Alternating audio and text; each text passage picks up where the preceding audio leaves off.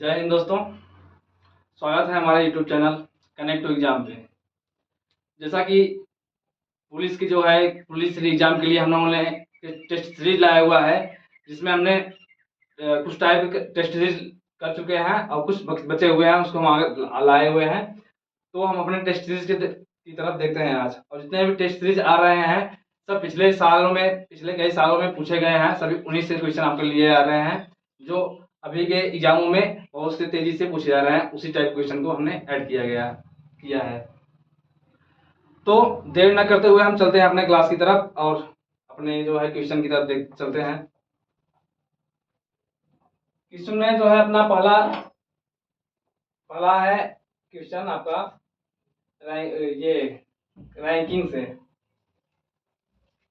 से आपका क्वेश्चन है। अमन कक्षा में शीर्ष से 11वें स्थान पर है और राम नीचे से 7वें स्थान पर है। यदि उनके स्थान परस्पर बदल जाते हैं तो अमन शीर्ष से 15वें स्थान पर और राम नीचे से 11वें स्थान पर होगा। परीक्षा में कुल कितने छात्रों ने भाग लिया? ये टाइप हमने कल नहीं करवाया था, तो इस टाइप क्वेश्चन हमने इसमें शामिल किया है। तो इस टाइप क्वेश्चन को आप कैसे सॉल्व करेंगे? सबसे पहले क्या क्या है, अमन कक्षा में कहाँ से है? शीर्ष से 11वें स्थान पर है। शीर्ष से कहाँ है? 11वें स्थान पर। अमन जो है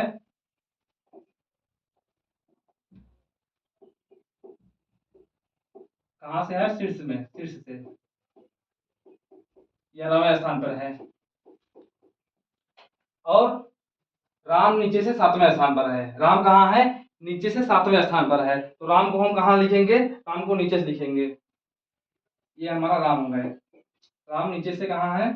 नीचे से 7वें स्थान पर है राम। अब उसके बाद क्या हो रहा है? इन दोनों के स्थान की अदला बदली हो रही है। जो है अमन जो है शीर्ष से 15वें स्थान पर है। तो अमन जो है शीर्ष से कौन सा स्थान पे है?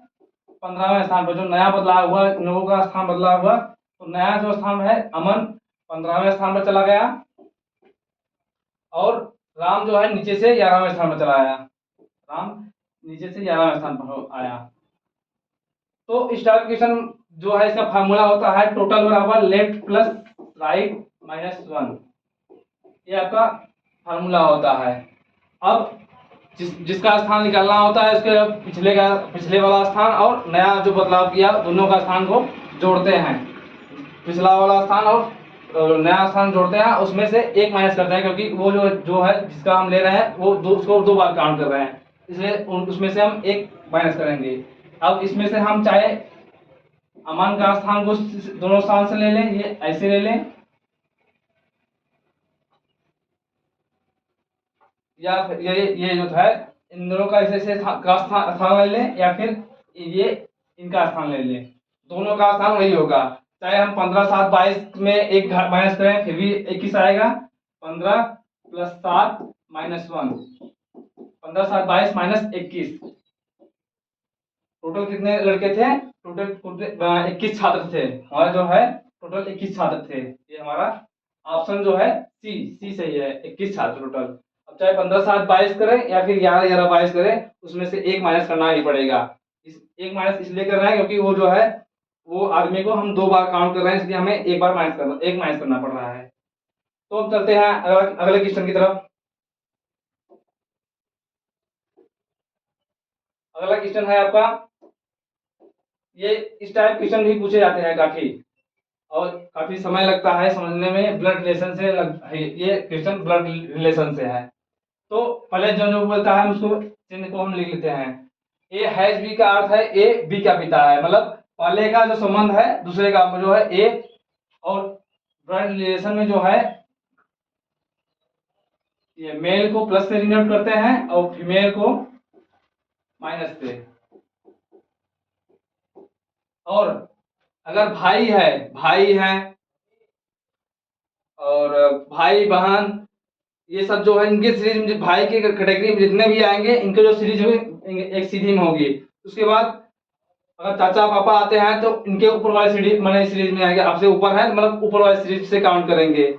और आज से आपके बेटे हैं या आपके किसी के लड़के हैं तो वो उनका सीरीज कहाँ होगा, नीचे आपका उनका स्थान नीचे से काउंट होगा। इसको हम क्वेश्चन के माध्यम से आपको समझाते हैं,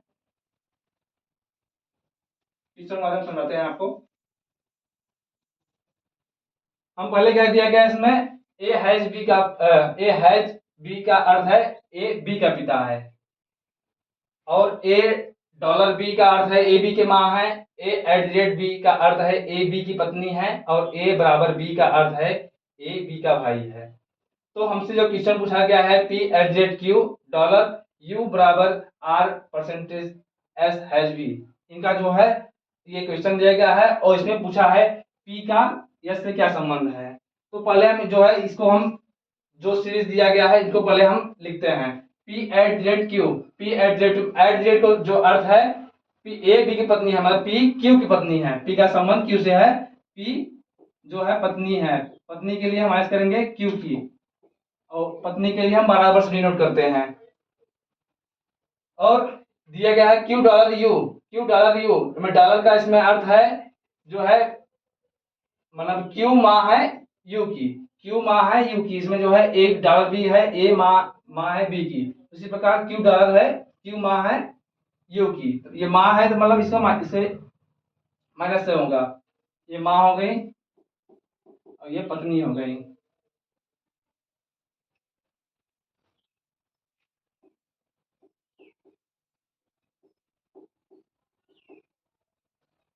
Q dollar U, A B माँ, क्यू माँ है यू की। अब आगे कहते हैं यू बराबर आर, इसमें बराबर का अर्थ है भाई, मतलब यू भाई है, यू मेल है, भाई है किसका है आर का, आर का भाई है। उसके बाद R percentage yes, R percentage, इसमें परसेंटेज का अर्थ क्या दिया गया है, इसमें मिस्टेक हुआ है थोड़ा सा, परसेंटेज लिखना भूल गए हैं।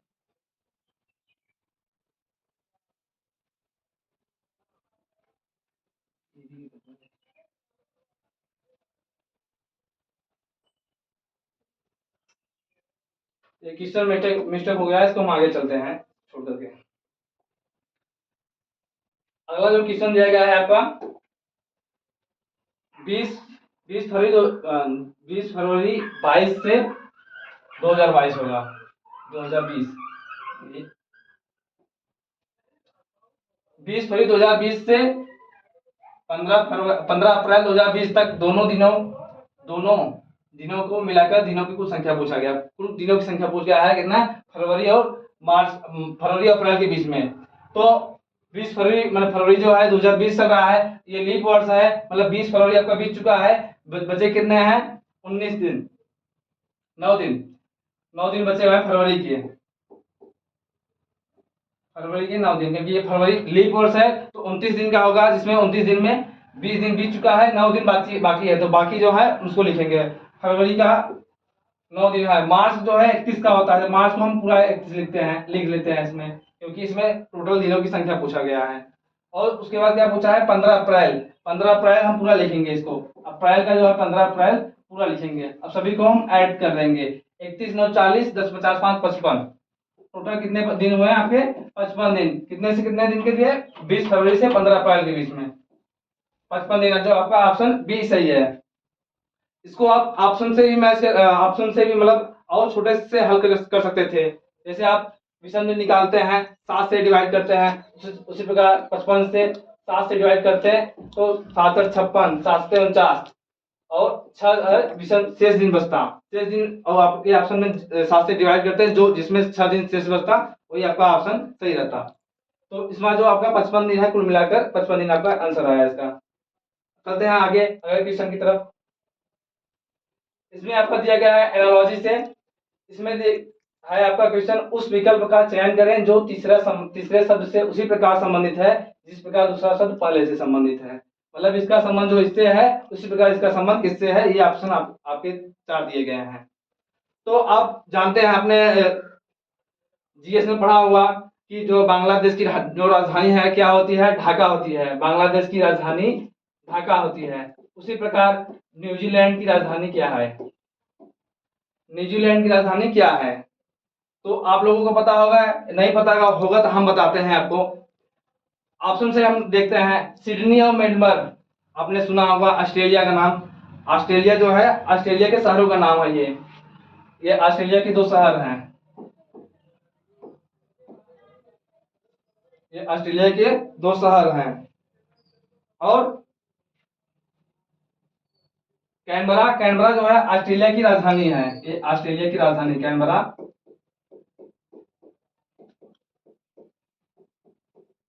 राजधानी है। जबकि हमें कहाँ की राजधानी याद करना था, हमें न्यूजीलैंड की राजधानी याद करना था। इसमें न्यूजीलैंड की राजधानी आपका वेलिंगटन होगा। न्यूजीलैंड की राजधानी वेलिंगटन होता है। ये आपका ऑप्शन ए सही है। चलते हैं आगे अगला क्वेश्चन की तरफ। इसमें आपका सीरीज से दिया गया है एक श्रेणी के प्रथम 4 पद 4, 12, 36, 108 है। इस श्रेणी का 6वां पद क्या होगा? ये भी आपके क्वेश्चन में, आपके क्वेश्चन जो है एग्जामों में पूछे जाते हैं। तो इसका जो संबंध है, जितने शब्द हैं इनका सीरीज जो देख रहे हैं आप, बढ़ती जा रही है। 4 के बाद 12 हो रहा है, 12 के बाद 36 हो रहा है, 36 के बाद 108 हो रहा है। मतलब ये मल्टीप्लाई का जो सीरीज चल रहा है, मल्टीप्लाई के लगभग लगभग सीरीज चल रहा है, क्योंकि इनका जो है संख्या जो है क्रमानुसार बढ़ती जा रही है। तो जैसे हम 12 से 4 से 12 जाएंगे, मतलब कितना हो रहा है, लगभग आप देख रहे हैं 3 गुना हो रहा है। 4 से 12 जा रहे हैं, उसके बाद 12 से 36 जा रहे हैं, इसमें भी 3 गुना, मतलब 3 का गुणा हो रहा है। उसी प्रकार 36 से 3 जाएंगे, 3 का 18, 3 का 9, 10, मतलब 3 का मल्टीप्लाई हो रहा है। तो 4 पद दिए हैं, हमें कौन सा पद निकालना है? 6वां पद निकालना है। मतलब ये 108 के बाद 5वां हो गया 6वां पद हमें ज्ञात करना है। तो 6वां पद ज्ञात करने के लिए हम क्या करेंगे? 108 में 3 का मल्टीप्लाई करेंगे। तो में 3 का मल्टीप्लाई करेंगे, 3 8 24, 3 1 3, 324 से 5वां हो गया आपका।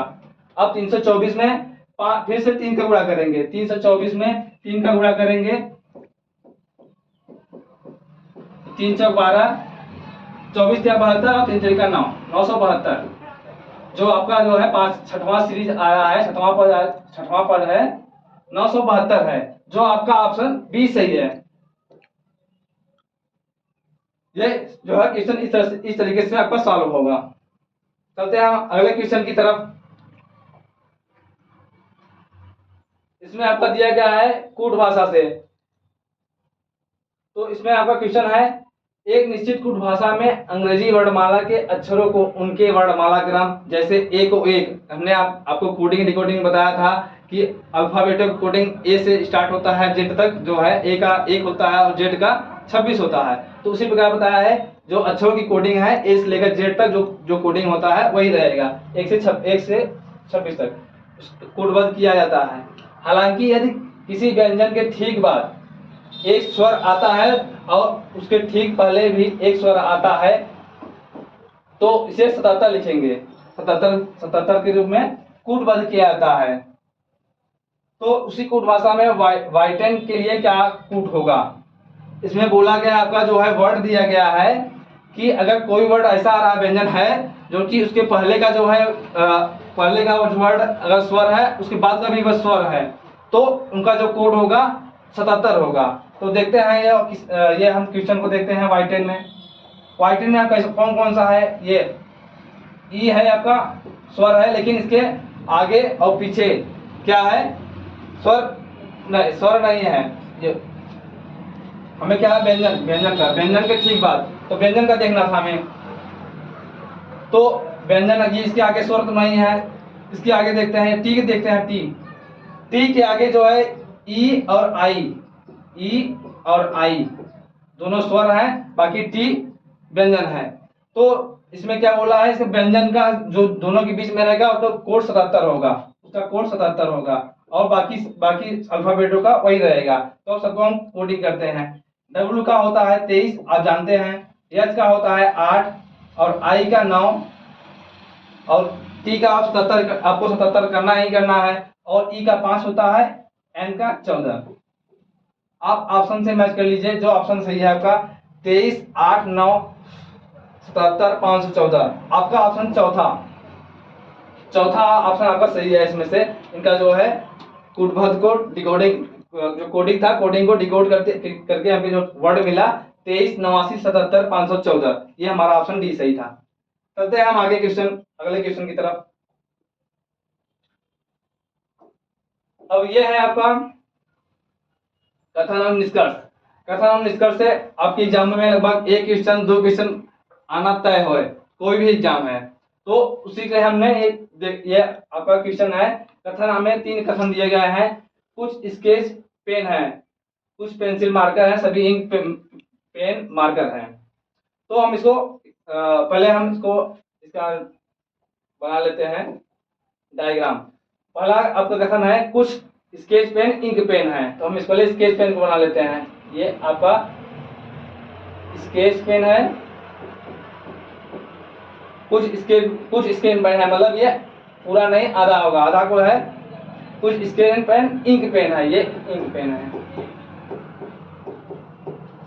कुछ मतलब आधा भाग वो आधा भाग स्केच पेन रहेगा, आधा भाग इंक पेन रहेगा। उसके बाद अगला जो कथन है आपका कुछ पेंसिलें मार्कर हैं, कुछ पेंसिलें मार्कर हैं, और आगे दिया गया है सभी इंक पेन मार्कर हैं। सभी इंक पेन जो है, जो आपका ये इंक पेन है, ये सभी मार्कर हैं। ये इंक पेन जो है आपके सभी मार्कर हैं। ये आपके जो तीसरा कथन दिया गया है, इसमें दिया गया सभी इंक पेन मार्कर हैं। उसके बाद दूसरा कथन दिया गया है कुछ पेंसिलें मार्कर हैं, कुछ पेंसिलें मार्कर है। मार्कर हमारा यहाँ है, इसको हम यहाँ करते हैं, ये पेंसिल हो गया आपका। अब हम जो है निष्कर्ष की तरफ चलते हैं। निष्कर्ष आपका जो क्या दिया गया है, कुछ मार्कर स्केच पेन है, कुछ मार्कर स्केच पेन है। ऐसा है क्या? ऐसा है, क्योंकि देख लीजिए स्केच पेन आपका यहाँ पर है और ये मार्कर पेन है, मतलब दोनों दोनों आधा आधा ओवरलैप कर रहे हैं, आधा आधा के मतलब टच कर रहे हैं, मतलब इसमें कुछ निकल रहा है। तो हमारा जो पहला ऑप्शन सही हुआ। उसके बाद दूसरा जो है कुछ स्केच पेन पेंसिलें हैं। अब देखते हैं कुछ स्केच पेन आपका यहाँ है, पेंसिल यहाँ है, मतलब दोनों में कोई संबंध नहीं है, दोनों में कोई संबंध नहीं है, कोई टच नहीं है, मतलब ये सही गलत है हमारा। ये दूसरा ऑप्शन निष्कर्ष गलत है। तीसरा कथन है आपका निष्कर्ष कुछ मार्कर इंक पेन है, कुछ मार्कर इंक पेन है। ऐसा है क्या? ऐसा है। ये मार्कर हो गया आपका इंक पेन, मतलब दोनों इंक पेन में आपका जो है जितने इंक पेन है सभी मार्कर हैं, और उसमें से सभी में से कुछ निकलता है, तो सभी में जो है कुछ मार्कर इंक पेन है, कुछ मार्कर इंक पेन इसमें है। तो आपका ऑप्शन तीसरा सही है। तो आपका जो ऑप्शन इसमें दिया गया है कौन कौन सा सही है इसमें? पहला और तीसरा। अब देखते हैं कौन सा इसमें सही है, पहला और तीसरा। केवल निष्कर्ष पहला और तीसरा पालन करते हैं, तो हमारा ऑप्शन सी सही है। हमारा ऑप्शन सी सही है। चलते हैं अगले क्वेश्चन की तरफ हम। अगला क्वेश्चन आपका दिया गया है संख्याओं और प्रतीकों से युक्त निम्नलिखित व्यवस्था का अध्ययन करें और नीचे दिए गए प्रश्न का उत्तर दें। सभी संख्याएं केवल एक अंक की संख्या है, मतलब जितनी संख्याएं हैं सब एक अंक की संख्या है। इस व्यवस्था में ऐसी कितनी सम संख्याएं हैं जिसमें प्रत्येक के ठीक पहले एक प्रतीक है? तो सम संख्या बोला है, सम संख्या के ठीक पहले आपका सिंबल जो है, जो कौन सा प्रतीक है। तो सबसे पहले हम सम संख्या को देखते हैं। ऐसी कितनी सम संख्याएं हैं? पहला सम संख्या जो है 8, और उसके पहले प्रतीक है। उसके बाद देखते हैं अगली सम संख्या 2 है, लेकिन उसके पहले नंबर है, हमें इसको नहीं लेना है। उसके बाद अगली संख्या है 6, और 6 के पहले क्या है आपका चिन्ह है, परसेंटेज का चिन्ह है। फिर उसके बाद अगली सब संख्या देखते हैं, ये 2 है, और उसके पहले क्या है चिन्ह है आपका। उसके बाद अगली क्या है 4, उसके पहले क्या है